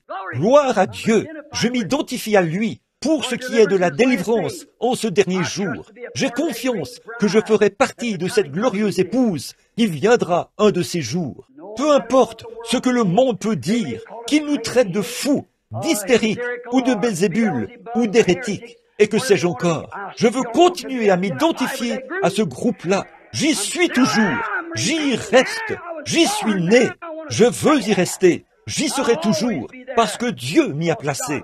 J'y suis. J'ai quitté mon église pour venir m'identifier à une bande d'exaltés. Je suis l'un d'entre eux. Je m'identifie à eux. Ils disent, « Billy, tu as perdu la tête. » Peut-être que c'est vrai, mais j'ai trouvé la pensée de Christ. J'ai trouvé sa parole. J'ai trouvé sa présence. J'ai trouvé qu'il est le même hier, aujourd'hui, éternellement. M'importe ce que qui que ce soit d'autre en pense. C'est moi. C'est moi qui dois m'identifier. Je m'identifie à lui par la parole de Dieu. Il a dit, « Voici les miracles qui accompagneront ceux qui auront cru. » Je suis heureux de m'identifier à cela. Oui, monsieur. Vous savez, une fois, un vieux maître violoniste, vous avez déjà entendu cette histoire. Il y avait un vieux violon qu'on vendait aux enchères. On voulait le vendre, mais personne ne voulait l'acheter. On disait, « Qui veut donner $1? Qui veut donner $1.50 ?» Finalement, une fois, deux fois, $1.50. Finalement, un vieil homme aux cheveux gris qui se trouvait dans l'assistance s'est avancé. Vous connaissez l'histoire. Il l'a ramassé. Il a dit, « Donnez-le-moi. » Il a enduit l'archet de colophane et a joué du violon à quelques reprises. Les gens se sont mis à pleurer. Les larmes ont commencé à couler sur leur visage, comme ça. Et à ce moment-là, le commissaire-priseur a repris le violon et a dit, « Qui fera une offre ?» a-t-il dit, « $1,000, 2,000. 5,000. Quelle était la différence? Le maître, celui qui le connaissait, celui qui l'avait fabriqué, il savait comment faire ressortir ce qui y était enfoui. Et tant que nous essayerons de mener nos églises par des credos et des dénominations, nous ne réussirons jamais. Que le grand constructeur de l'humanité, celui qui a fait l'homme à son image, celui qui est en train de se former une épouse pour la même cause, que le Saint-Esprit se saisisse de son archet et joue une seule fois cette parole dans votre cœur, et ce sera notre meilleur exemple. Peu importe le nombre de grandes églises que vous fréquentez et le nombre de noms inscrits sur le registre, ça portera plus de fruits pour Jésus-Christ que toutes les églises, les dénominations, les credos, les églises du monde et les organisations du monde entier. Il est en train de former une épouse. Oui, monsieur. Il est en train de détacher les morceaux maintenant, d'en ôter le monde. Oh, l'adhésion à l'Église, les credos, les dénominations et les dogmes, tout cela doit être retranché de l'Église. Leurs idées formalistes, leur indifférence, leur doctrine et tout. Revenez et laissez le Maître prendre l'archet. Laissez le Maître vous prendre dans ses mains, jouer la parole et dire « Jésus-Christ est le même, hier, aujourd'hui et éternellement. » Dites « Amen, Seigneur. Forme-moi, façonne-moi, Seigneur. Fais de moi ce que je devrais être. » Alors quelque chose de différent se produira. Alors, si moi, je suis élevé de la terre, j'attirerai tous les hommes à moi. Oui, monsieur. Il vous taille maintenant. Il vous taille pour vous faire correspondre à sa parole. Il ôte de vous tous les credos, tous les dogmes et tout le reste. Il essaie de former de nouveau une épouse pour le Fils, un autre chef-d'œuvre, une partie de la parole. La parole. Jésus ne pouvait pas prendre cette place. Vous souvenez-vous de la lecture qu'il avait faite ce jour-là dans le livre? Il n'avait lu qu'une partie de la prophétie. Il avait laissé le reste pour les derniers jours. C'est à nous qu'incombe cette autre partie. Alors, voyez-vous, il a taillé. Il veut tailler l'Église, tout comme il l'a fait pour le Fils, comme il l'a fait pour l'épouse et l'époux. Pour que vous soyez son épouse, vous devez être une partie de lui, pas une partie du credo, pas une partie de l'Église, pas une partie de la dénomination, mais une partie de lui. Tout ce qui est taillé d'une quelconque autre forme ne marchera pas. C'est dans la parole que vous devez être taillé. Le monde doit être ôté de vous pour ne laisser vivre en vous rien d'autre que la parole. Le grand sculpteur compte sur vous si vous êtes disposé à prendre position et à vous laisser façonner à la ressemblance de son exigence, de ce que sa parole exige. Dans les derniers jours, je répandrai mon esprit sur toute chair. Vos fils et vos filles prophétiseront. Christ est le chef-d'œuvre identifié de la parole faite chair. Il vous est demandé de vous identifier en lui par la même parole, afin d'être le chef-d'œuvre de l'épouse. Donc, mes frères, en ce temps-là, Dieu avait un chef-d'œuvre à présenter au monde. Maintenant, il veut un chef-d'œuvre pour aujourd'hui. Êtes-vous disposé? Êtes-vous prêt, mon ami chrétien? Êtes-vous vraiment certain que votre vie reflète vraiment Christ? Peu importe ce que dit le monde. Ils vous disent, vous avez perdu la tête, vous êtes devenu fou, vous êtes allé vous joindre à cette bande d'exaltés. Ne prêtez pas attention à cela. Si vous n'êtes pas vraiment, réellement sauvé, et dans ce corps, et que la parole de Dieu est en vous, et qu'elle se reflète, et que vous reflétez la vie de Christ, mon frère, ma sœur, ne prenez pas de risques. Peu importe ce que vous êtes, le genre d'expérience que vous avez, laissez la parole se refléter en vous chaque jour, parce que Dieu, en ces derniers jours, est en train de rassembler une épouse pour son Fils, Jésus-Christ. Courbons la tête. Bien-aimé Père Céleste, c'est une manière si rudimentaire de m'exprimer devant un groupe de gens intelligents. Mon instruction est insuffisante, Seigneur. Je prie que le grand Saint-Esprit fasse pénétrer ces paroles dans le cœur des gens, afin qu'ils voient ce que je voulais dire, s'ils n'ont pas pu comprendre ma manière décousue de dire les choses, Seigneur. Mais dans mon cœur, je vois ce que tu essayes de faire. Je crois, Père, que l'épouse doit être une partie de l'époux. Elle doit être comme l'époux, car elle est une partie de lui. Elle ne pourra jamais être son épouse tant qu'elle ne deviendra pas une partie de lui. Et aujourd'hui, c'est une partie de la parole qui montre qu'il est le même, hier, aujourd'hui et éternellement. Le grain de blé qui vivait jadis sur la terre est tombé dans le sol, a repoussé et a été semblable au grain qui avait été mis en terre. Et Seigneur, le jour de la Pentecôte, une glorieuse Église est née. Un autre grain de blé a surgi pour devenir un époux et une épouse du dernier jour. Nous avons vu qu'il était mis en terre pour lui depuis des milliers d'années. Depuis le concile de Nicée, il est resté là, à pourrir dans le sol. Les critiqueurs ont écrit ce livre, Le Dieu silencieux, qui permettait que de petits enfants meurent, tués par des lions et brûlés. Et les gladiateurs ont martyrisé les chrétiens et les ont brûlés sur le bûcher. Si seulement cet homme avait eu la compréhension spirituelle. Ce blé devait pourrir dans le sol, mais il est de nouveau sorti de terre, pas semblable à ce qu'il était quand il avait été mis en terre. Il avait été mis en terre sous la forme d'un grain de blé, mais quand il est apparu, il avait des pousses, comme le jeune blé qui pousse. Finalement, il a poursuivi sa croissance, de Luther à Zwingli et ainsi de suite, pour finalement aboutir à une aigrette. Cela s'est transformé au jour de Wesley. Ça ressemblait un peu plus au blé, plus que les pousses y ressemblaient. Il est en train de redevenir ce qu'il était. Ensuite, nous voyons qu'un grain a poussé et qu'il ressemblait pratiquement au vrai grain. Et si jamais vous essayez d'ouvrir cette balle, vous verrez que ce premier grain de blé ne contient pas de grain du tout. C'est une balle, une feuille. Seigneur, le grand réveil pentecôtiste qui s'est produit, il fallait qu'il en soit ainsi, Seigneur, pour protéger le blé quand il viendrait. Sinon, il n'aurait pas eu d'endroit où aller. Maintenant, Père, nous savons que nous ramenons toutes choses à la nature, parce que tu as formé la nature. Tu as racheté la terre par la manière dont tu l'as baptisée, du temps de Noé, au terme de sa prédication. Tu as aspergé la terre du sang du Fils pour la sanctifier pour toi. Et dans le grand âge à venir, lors du renouvellement, tu l'embraseras par le feu pour en brûler toutes les choses du monde. Comme tu fais pour le chrétien, tu le sauves, le baptises, le sanctifies. Puis, tu ôtes le monde de lui, et pour montrer qu'il t'appartient, tu mets en lui le Saint-Esprit. Nous savons que ce blé est passé par le même processus. Toute la nature fonctionne de la même manière. Maintenant, Seigneur, quand nous voyons maintenant la balle s'écarter du grain, devenir mondaine, ô Dieu, fais que ces grains, la balle doit s'écarter pour que le grain puisse entrer dans la présence du Fils. J'entends venir la moissonneuse-batteuse, Seigneur. C'est pour bientôt. Et alors, le grand ascenseur emmènera son épouse dans la gloire, dans la présence de Dieu. Je te prie, Père, de bénir chacun de nous. Fais que nous nous rappelions, Seigneur, que ceci, c'est notre occasion. Nous n'en aurons peut-être pas une demain. Aujourd'hui, c'est notre occasion. Aujourd'hui, si longtemps après, quand vous entendez sa voix, n'endurcissez pas votre cœur. Seigneur Dieu, je ne connais pas ces gens. S'il y en a ici qui n'ont pas ceci, accorde ce soir qu'ils reçoivent la plénitude de Dieu et qu'ils soient remplis du Saint-Esprit. Accorde-le, Père. Maintenant, avec nos têtes inclinées et nos cœurs aussi.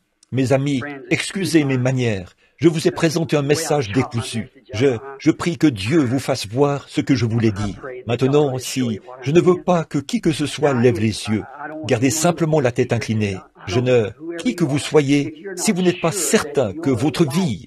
Maintenant, voyez, chacun de ces processus, qu'est-ce qui leur est arrivé? Ils ont formé une organisation. Qu'est-ce qui s'est passé? L'Esprit est allé sur quelqu'un d'autre. Et que Luther s'est organisé, c'est allé directement sur Wesley.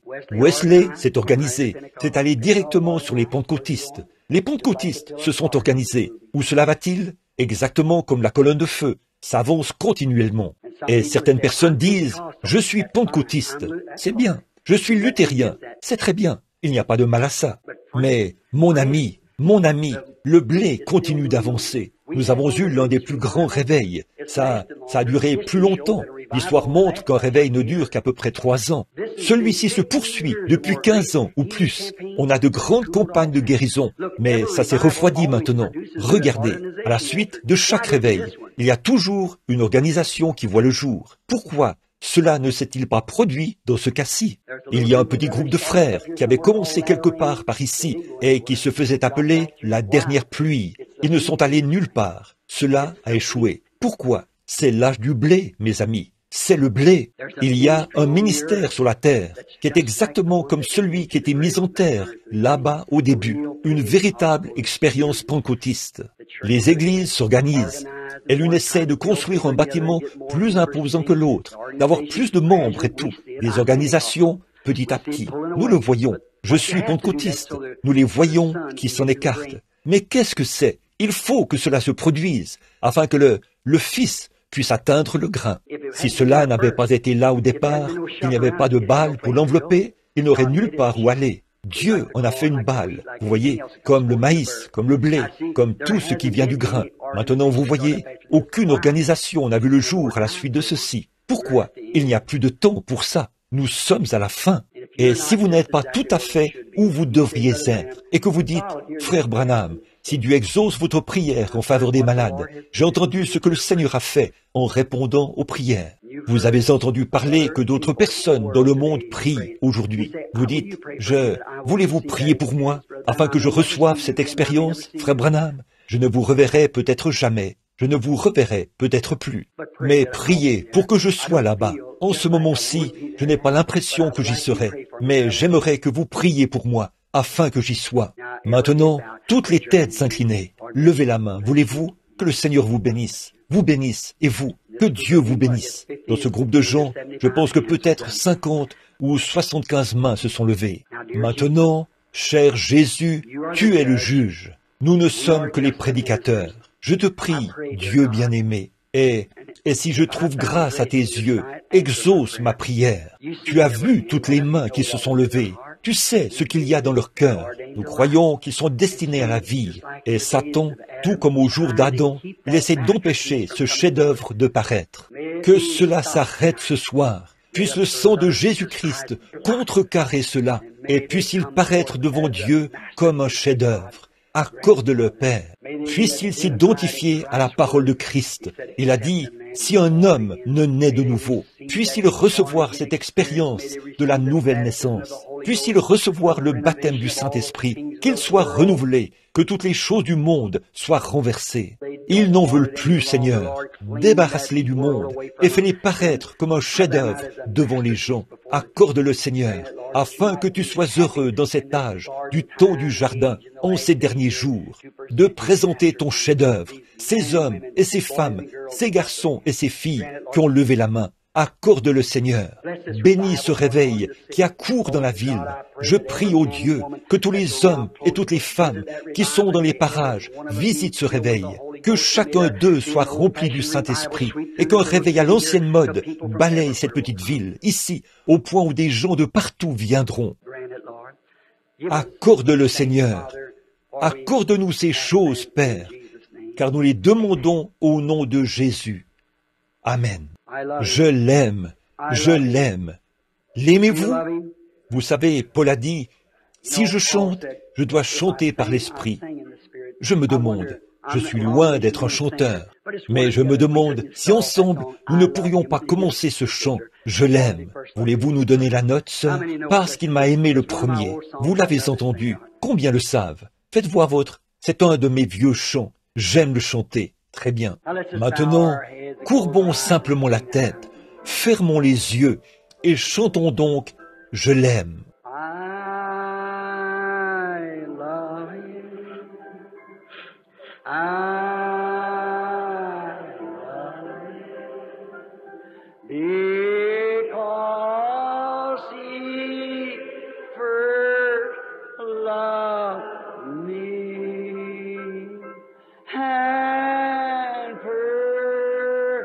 Just my salvation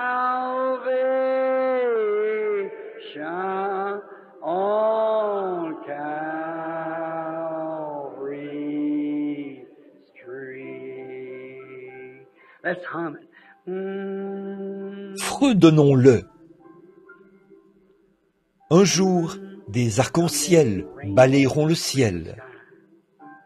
La trompette sonnera. Les morts en Christ ressusciteront. Oh, combien nous le désirerons à ce moment-là.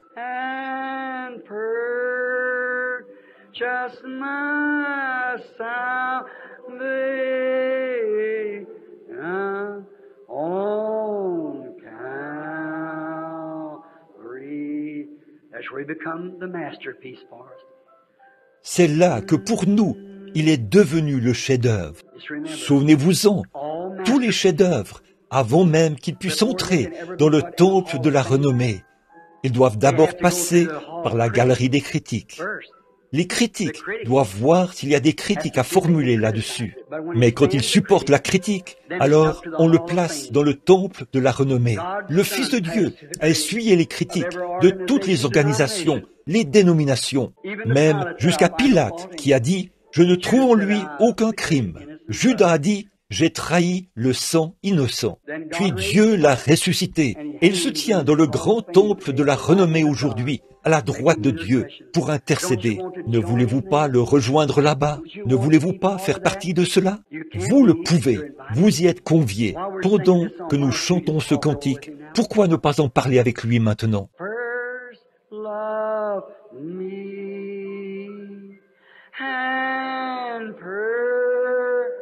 Just my salvation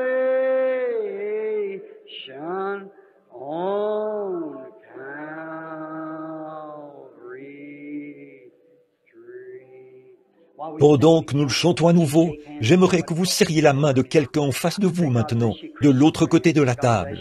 Dites que Dieu vous bénisse, amis chrétiens, que Dieu vous bénisse. Priez pour moi, que chacun de vous le fasse maintenant, alors que nous le chantons de nouveau.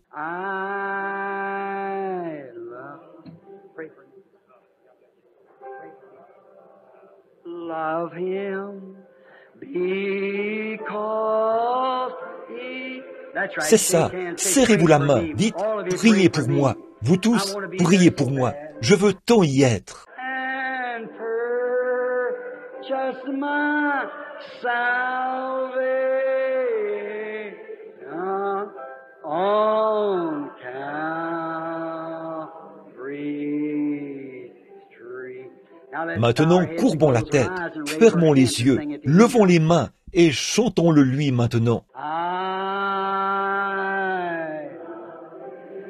Oh God, I love you because He first loved me and purchased my salvation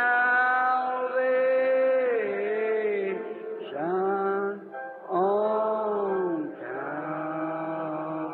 Calvary. Look at your Regardez votre chef-d'œuvre qui est suspendu là. great sculpture. Toi, le grand sculpteur, le grand Dieu qui a créé l'homme, qui l'a formé et l'a façonné à ton image.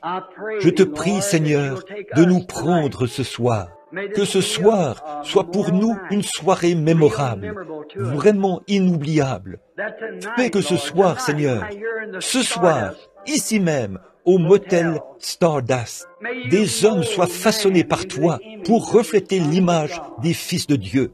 Accorde-le, Seigneur. Ô grand sculpteur, tu es le seul qui puisse le faire. Seigneur, prends ta parole et façonne-la dans chacun de nos cœurs, afin que nous soyons tes chefs-d'œuvre en ces derniers jours et que nous soyons appelés l'épouse de Christ. Que d'autres hommes puissent voir que c'est si réel et qu'il y a une grande joie à vivre pour lui. Seigneur, en ce jour où même nos églises perdent leur sincérité, on a l'impression que tout est devenu à la Hollywood, Seigneur. Que s'est-il passé? Ils ont recherché ce qui brille plutôt que ce qui rayonne. Nous savons que le monde brille par la mondanité, mais l'Évangile rayonne par l'amour et par Christ. Fais, Seigneur, que nous nous éloignions du scintillement du monde pour entrer dans le rayonnement de Christ. Ils sont à toi, Seigneur. Tu les as acquis. Ils ont levé la main ce soir. Ils voulaient l'être. Maintenant, Père, si je le pouvais, je l'aurais fait, mais je ne le peux pas. Mais je te fais confiance. Tu as dit, je ne mettrai pas dehors celui qui vient à moi, celui qui écoute ma parole et qui croit à celui qui m'a envoyé, à la vie éternelle, et ne vient point en jugement. Là, il ne s'agit pas de faire semblant, Seigneur, mais de croire qu'il est passé de la mort à la vie. Accorde-le, Père. Ils sont à toi, par le nom de Jésus-Christ. Amen. L'aimez-vous? N'est-il pas merveilleux? Donnez-nous un petit air, ou plutôt la note, ma sœur. Merveilleux, merveilleux. Aimez-vous chanter? Est-ce que je prends trop de temps? J'aime adorer. Pas vous? Un petit message tranchant comme celui-ci. Vous savez, ça me coûte d'être tranchant, mais vous devez river le clou pour qu'il tienne. Vous savez ce que je veux dire. Oui, vous devez l'enfoncer là. Vous voyez? Vous aimez ce chant? Merveilleux, merveilleux. Jésus est pour moi. Vous le connaissez? Wonderful, wonderful, Jesus is to me, a counselor, Prince of Peace, mighty God is He, saving me, keeping me from all sin and shame. Wonderful is my Redeemer, praise His name. I once was lost, now I'm found, free from condemnation. Jesus gives liberty and a full salvation, saving me, keeping me from all sin and shame. Wonderful, my Redeemer, praise His name. Tout le monde. Wonderful, wonderful, Jesus is to me, Counselor, Prince of Peace, mighty God is He, saving me, keeping me from sin and shame. Wonderful is my Redeemer, praise His name. Maintenant disons, gloire au Seigneur, gloire au Seigneur. Ne vous sentez-vous pas récuré? Vous sentez-vous bien? Adorez le Seigneur. Il est merveilleux. Que Dieu vous bénisse jusqu'à ce que je vous revoie. Je vais maintenant remettre le service aux frères, à celui qui préside.